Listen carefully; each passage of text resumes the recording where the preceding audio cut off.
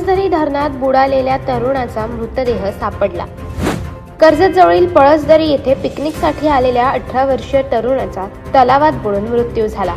मंगळवारी दुपारी पळसदरी रेल्वे तलावाच्या पाण्यात बुडालेल्या तरुणाचा मृतदेह आज सकाळी हेल्प फाउंडेशनच्या रेस्क्यू टीमला सापडला। कर्जत तालुक्यातील पळसदरी धरणामध्ये पोहण्यासाठी उतरलेल्या तरुणाचा आज मृतदेह सापडला। नवी मुंबई येथील घणसोली भागात राहणारा आर्यन थापर हा भारतीय विद्यापीठात BBA प्रथम वर्षाचा विद्यार्थी होता।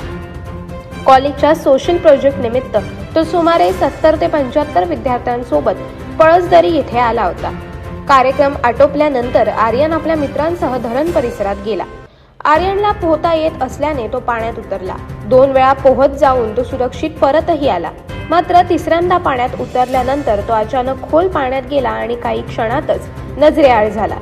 मित्रांनी तत्काळ आरडाओरडा करत मदतीसाठी धावपळ केली, मात्र त्याला वाचवण्यात अपयश आले। घटनेची माहिती मिळताच कर्जत पोलीस ठाण्याचे कर्मचारी तसेच खोपोली येथील हेल्प फाउंडेशनच्या रेस्क्यू टीमने घटनास्थळी धाव घेत शोध मोहीम सुरू केली। रात्री उशिरापर्यंत शोध कार्य सुरू होते, मात्र अंधारामुळे मोहीम थांबवावी लागली।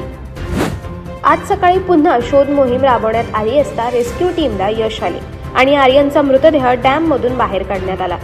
अनोळखी ठिकाणी पाण्याची खोली व परिस्थितीची माहिती नसताना पोहण्यासाठी उतरणे जीव घेणे ठरू शकते, त्यामुळे नागरिकांनी आवश्यक ती खबरदारी घ्यावी, असे हेल्प फाउंडेशनचे गुरुनाथ साठेकर, पोलीस पाटील विनया खोपकर, डेला ॲडव्हेंचरचे गणेश गीत आणि पोलीस प्रशासनाकडून करण्यात आले आहे। अशाच अनेक घटना आणि बातम्या जाणून घेण्यासाठी सबस्क्राईब करा आमचे YouTube चॅनल KV न्यूज आणि इन्स्टा पेज कृषीवल न्यूजला फॉलो करा।